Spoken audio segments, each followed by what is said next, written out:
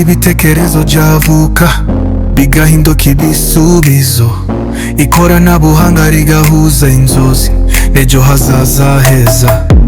Muri labo ya mudasobwa wifi yihuta cyane, kwiga gukora ubushakashatsi, imishinga bigakorwa neza.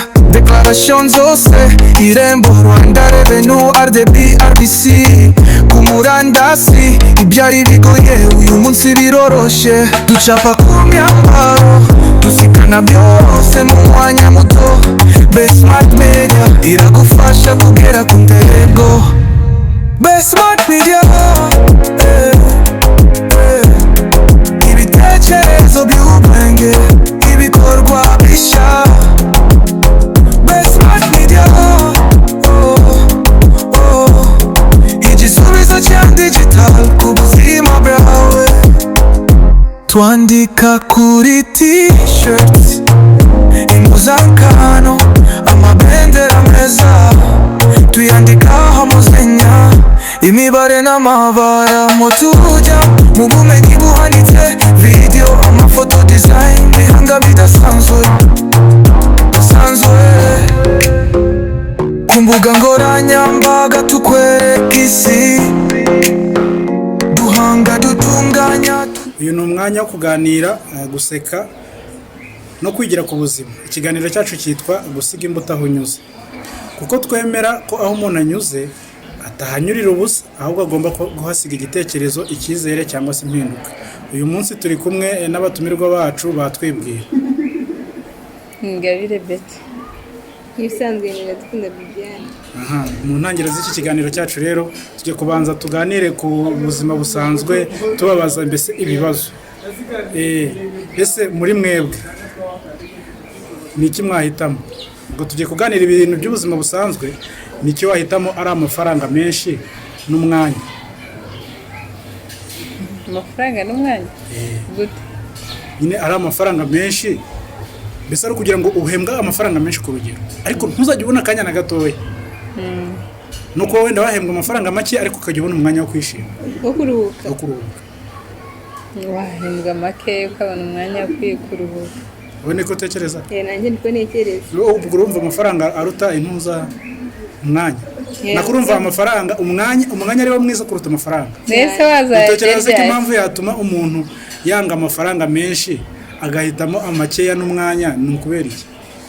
Impamvu hembwa amafaranga menshi, numubona umwanya wo kuruhuka. Ni cya gihe ubona umuntu yarwaye stress, yabaye toroma, kubera ntakanya agira ko niyo wabona amafaranga nawe nyine ntabwo wakwitekereza ngo uvuge ngo amafaranga ndakoze iki. Ubona umwanya wo kwiruhukira ngo witekerezeho. Utekereza se umuntu yarakwiriye kuruhuka amasaha angahe ku munsi, cyangwa se agakora amasaha angahe ku munsi kugira ngo yumve yuko yakoreye amafaranga ariko akagira n'umwanya? Ubundi umuntu agomba kuryama amasaha 8. Amasaha 8 ku munsi. Ubwo ni ukuvuga ku ijoro wakora kuva mu gitondo ukageza saa 2 z'ijoro, ukaryama kuva saa 2 ukageza saa 12. Yego. Ubwo ni amasaha 10. Ubwo ni ukuryama saa 4 ukageza saa 12. Ngemba numva amasaha 8 nyine ariyo masaha umuntu agomba kuryama kumva araruhutse. Sinzi namwe ariko niba ari kumubyumva. Ikindi kibazo nshaka kubabaza nk'abatumirwa ba YouTube channel yacu, ese iyo uri mu kazi internet igacika ushobora kurakara cyangwa se wumva ari bisanzwe? Tuvuge ko wari uri mu kazi uri wenyine wenda nta bakiriya bahari, internet igahita icika ikagenda, wumva ubaye gute? Witwa bored kubera ko uhita wumva noneho usa nkaho uri wenyine, ariko iyo ufite internet uravuga, ukagira ibintu wirebera, ukagira amakuru wumva, ukagira wenda ibyo wigiraho niba waba uri mu kandi kazi.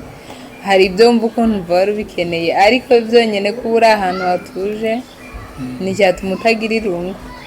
Wowe Bibiya wumva internet idahari wakomeza akazi? akazi byaterwa n'akazi uri gukora kuko hari akazi gasaba uri gukoresha interineti. Turavuga iyi interineti buriya ntabwo ari akazi ahubwo niyo kuvuga ngo iracitse wari uri mu kazi interineti iracitse kandi uri wenyine kandi ni jyenyine ikaba iracitse wumva ubaye ute nyine wumva umugani ubaye bowadi akazi nyine wumva nyine waba uri mu kandi kazi gasanzwe wumva kuko hari igihe uri no mu kazi kandi uri no kumva za ndirimbo cyangwa ndi gukora n'ibindi ukumva nyine ubaye bowadi n'ahantu uri kumva iragize. Hanyuma ngaho hagira muri wese aransubiza uko byumva. Uramutse ufite igihumbi cyo cyonyine ufite imbere n'inyuma. Igihumbi? Yego. Hakaba hari bando z'igihumbi zirakomeza umunsi wose. Hakaba hari n'amandazi. Ufite inzara. Wahitamo kugura iki? Nagura amandazi. Njye nagura amandazi kuko izo bando n'ubundi ntabwo wajya kuri interineti ushonje n'undi wakumva njye nahitamo amandazi. Hari igihe se wigeze upanga umushinga ukavuga ati ariko uyu mwaka nzaba ngeze kuri iki, ajya kubona ukuntu uwo mwaka urageze nta kintu ugezeho? Cyane ahubwo ni bya buri munsi umuntu buri gihora na plan ariko kugira zagerweho ukabona ntabwo bipfa gukunda. nuvuga ngo muri mwagira uduhereza urugero rw'ukuntu byamugendekeye akayateguye ikintu akagitegura ati muri 2030 nzaba wenda ngeze kuri iki cyangwa se 2030 ntirage wenda nk'ubu turi 2025 icyo watekerezaga kuba muri icyo gihe uzaba ugezeho ukaba utarakigezeho kumva uri kwicuza?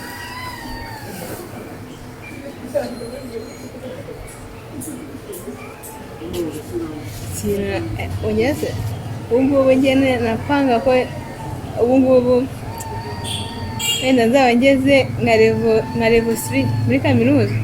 Wumvaga wari kuzaba warakomeje kaminuza? Ariko ubu ntabwo ndatangira kuyiga ukumva ibintu napanze ntabwo byagezweho. Wabigezeho? Naho wowe nta kintu tubwira se wari warapanze?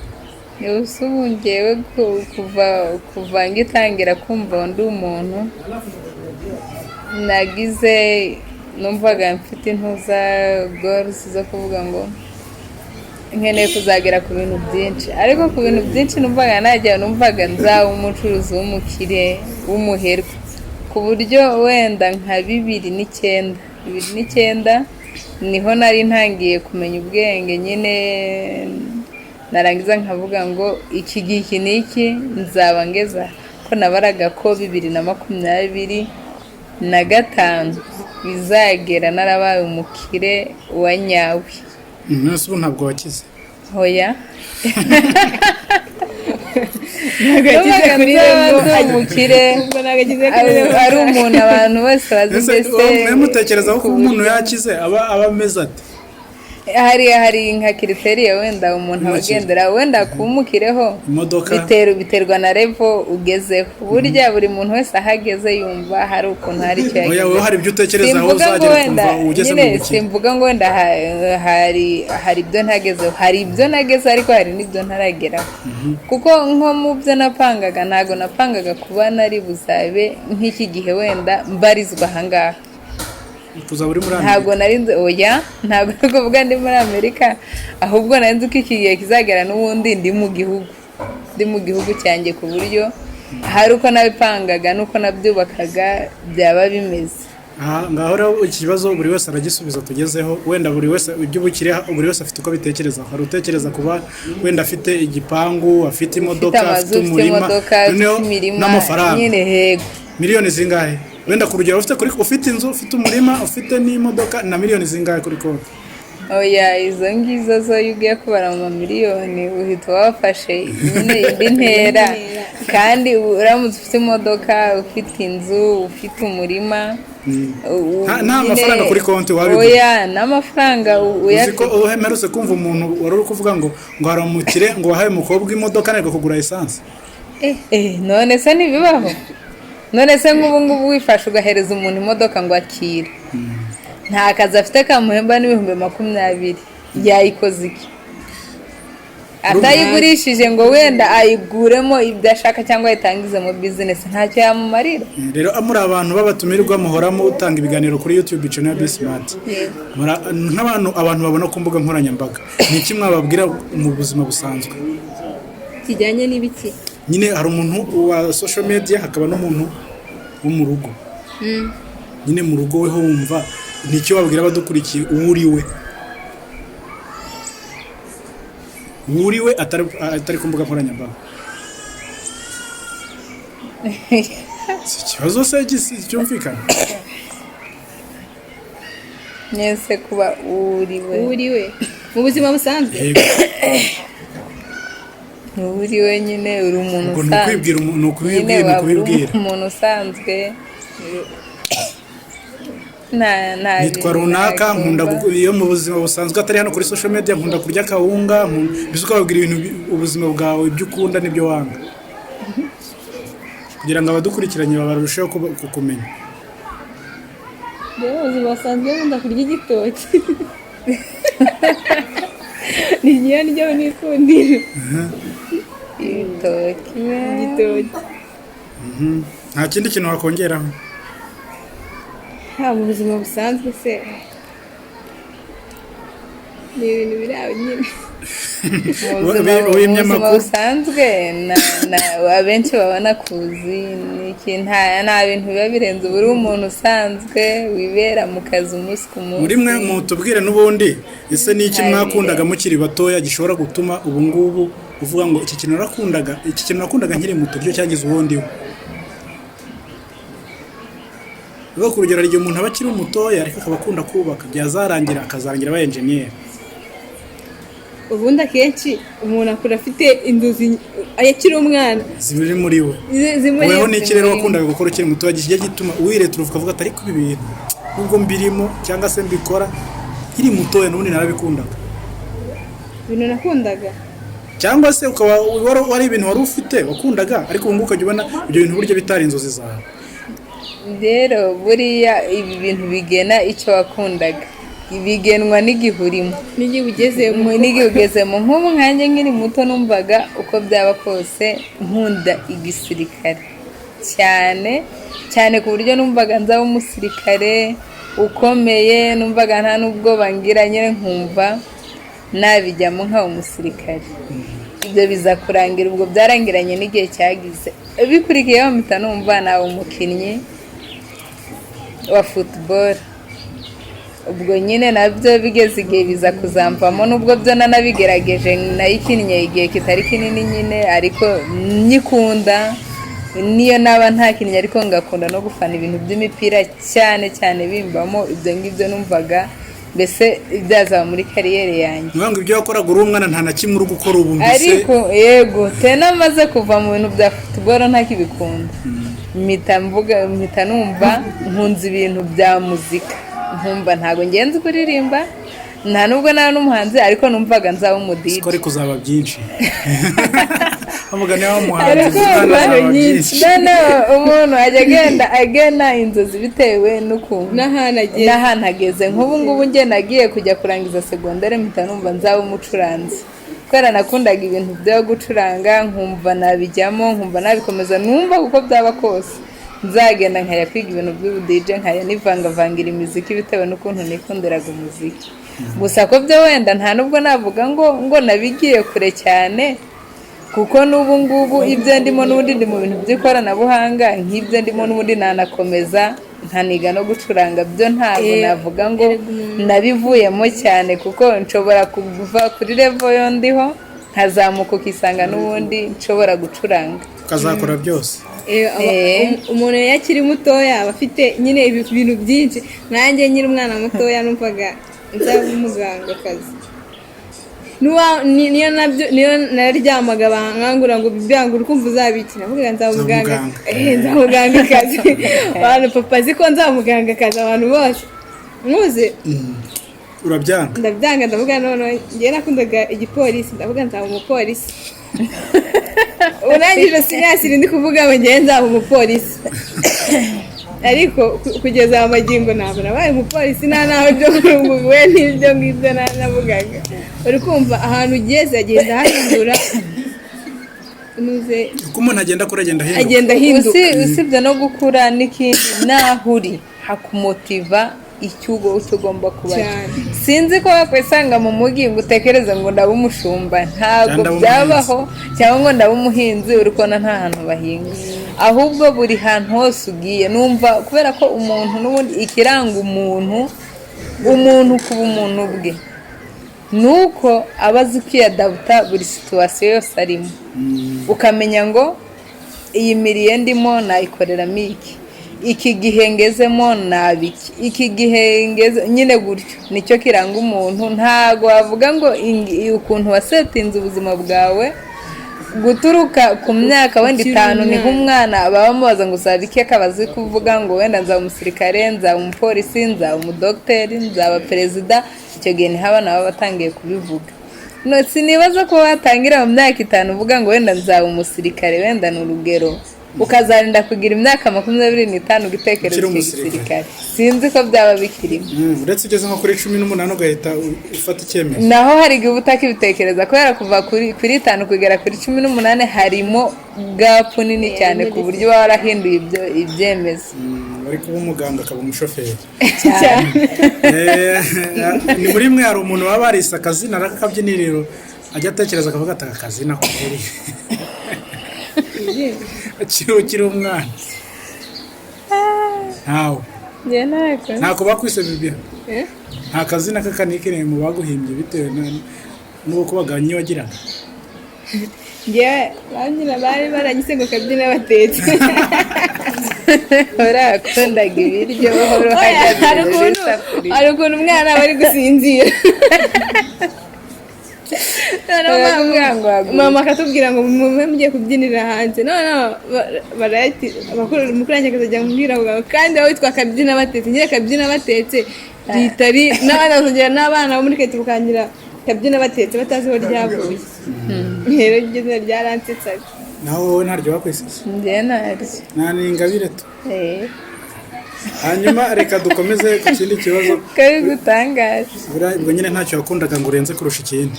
Noneho tugiye kubabaza ikibazo cy'insanganyamatsiko yacu. Twibukiranyije muzi ko insanganyamatsiko yacu yatubwiraga ngo gusiga imbuto aho unyuze. Kera hari umusaza wabwiye yari afite abana 3. Agira ati mwabana mwe buri mwana aho uzajya ugera ujye usiga ushucukuye akobo. Hanyuma umusaza abana ko ari 3 abahereza amafaranga, arabwira ati mugende buri mwana hageze azajya agira ute icukura kobo. Bamwe umwe afata urugendo aragenda hageze koko akayafata kakoba akagacukura, undi akayagenda hageze akanywana n'inshuti, aharaye akahasiga iki inshuti, akagenda mu kandi gasesera aharaye akahasiga iki inshuti. Nagira ngo mbabaze muri kuri mwebwe ni iki wumva gusiga imbuto ahantu unyuze bisobanura iki? Nyine iyo uvuze ngo gusiga imbuto ahantu unyuze ni nko kuvuga ngo mbese reka nsige icyo abantu bajya banyibukiraho no mu gihe ntari mpari, cyangwa ntazaba nkiriho, cyangwa mu gihe nzaba naravuye aho hantu. Utekereza gusiga se imbuto ahantu ari ukuyisiga ku muntu umwe cyangwa no kuyisiga kuri sosiyete muri rusange?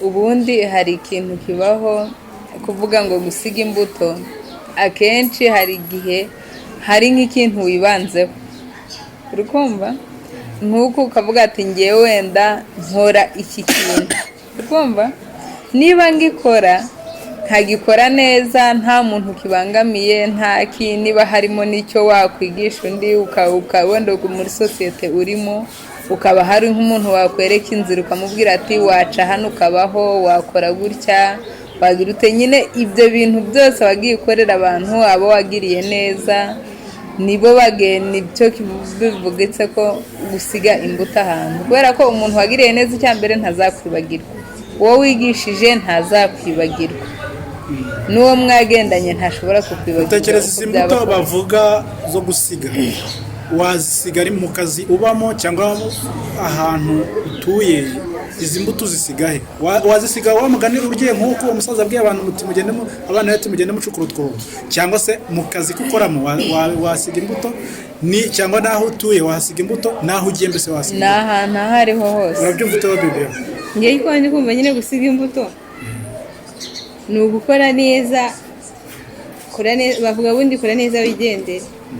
gusiga imbuto wenda ni ugukorera umuntu ineza akazakwibuka, nk'uko umugani bubivuze, ahantu hose ugiye ukagerageza gukorera nyine. Ntabwo umuntu ntabwo yakora, hariho ababishima hariho n'abatabishima, ntabwo abantu bose banyurwa kimwe, ariko wowe ugaharanira ko umukorera neza, yabishima atabishima, wowe kuko uva ko wakoze neza mu mutima wawe. Ni icyo utekereza imbuto bisobanuye? Njye numva imbuto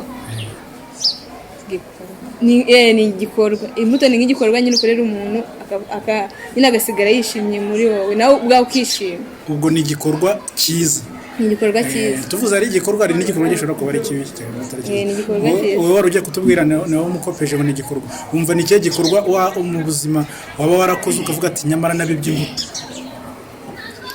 Njyewe ni ibikorwa byinshi ntabwo navuga. Nyine vuga kimwe, ntabwo byinshi. Ngo ni kimwe, wenda hari nk'umuntu uba warigishije ibyo byonyine akazajya ahora abyibuka, cyangwa se umuntu uba wareretse inzira acamo, niyo utamwigisha ukamubwira ati caha wenda ushobora kuzahura n'amahirwe yawe.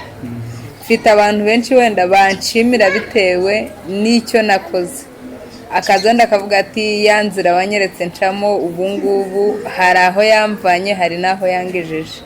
Icyo gihe rero uwo muntu yagarutse ukaba waramubwiye ati wenda byagenda gutyo, ukabona hari icyo yimariye, nawe ubwawe uravuga ati hari icyo nakoze. Ni iyihe nama waba warahaye umuntu uri gutangira nk'ubuzima bwe, wenda ugatekereza uvuga ati iyi nama uriya muntu, hari umuntu ujya ubaho akaba avuga ati uriya muntu muri hariya yangishije inama, ugasanga hari ikintu yagezeho, ubwo uhita utekereza ko uwo muntu nyamara hari imbuto wagize ute amubibyemo. Muri mwe haba hari umuntu waba ufite waba waragira inama akabwira ati kora gutya, akabikora ukabona arahiriwe. Imyaka yanyu ndacyari mike, hari igihe mushobora kuba mutarabikora, ariko urumva ko ibyo bintu ari imbuto baba babigira biriho, kuko abantu benshi hari ukuntu baba bibara.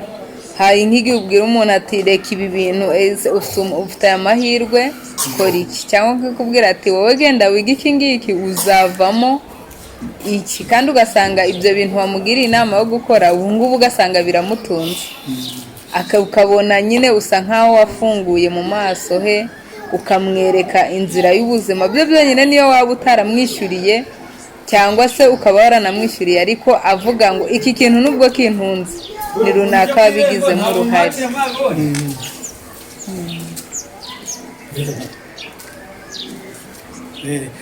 Nagira ngo mbabaze ikindi kibazo mbere y'uko wenda tugana no ku musozo. Ese uyu munsi dufite abantu benshi badukurikiye kuri YouTube channel yacu, ni iyihe nama mwagira abantu badukurikiye mu babibe mw'imbuto? Mbese kiri cyo kibazo cyane mutugezeho, bibamo abadukurikiye imbuto, ubabwira ikintu bakora ku buryo umuntu azatwumva adukurikiye ku mbuga nkoranyambaga akavuga ati uyu muntu yangiriye inama nyigenderaho, none hari ahantu ingejeje kandi mukurikiye kuri social media.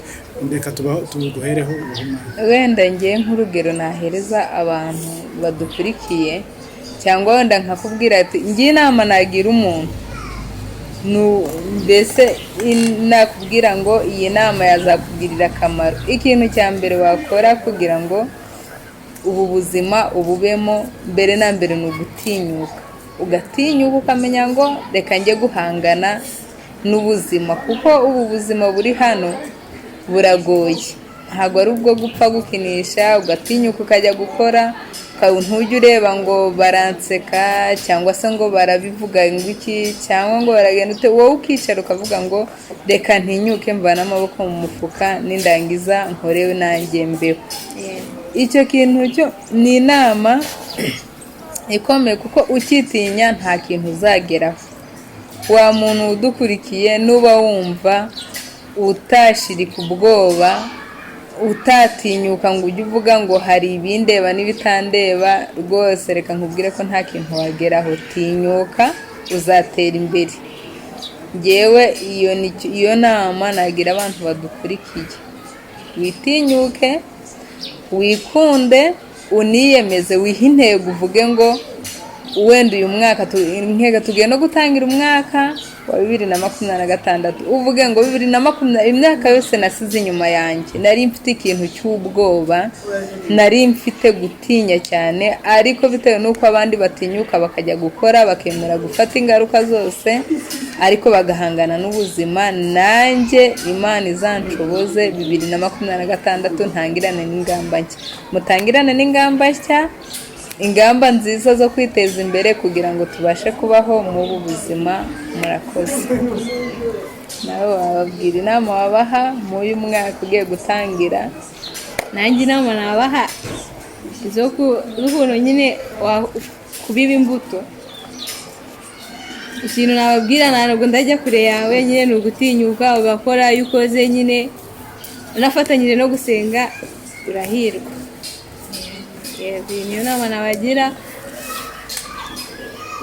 iyo tuzinjirana muri 2026.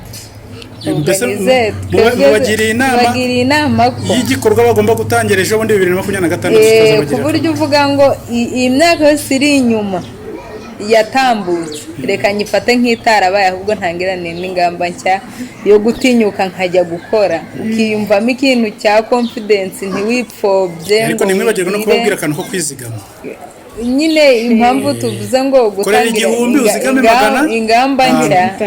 ingamba nshya buriya aba ari no kuvuga ngo nzagere kuri iki.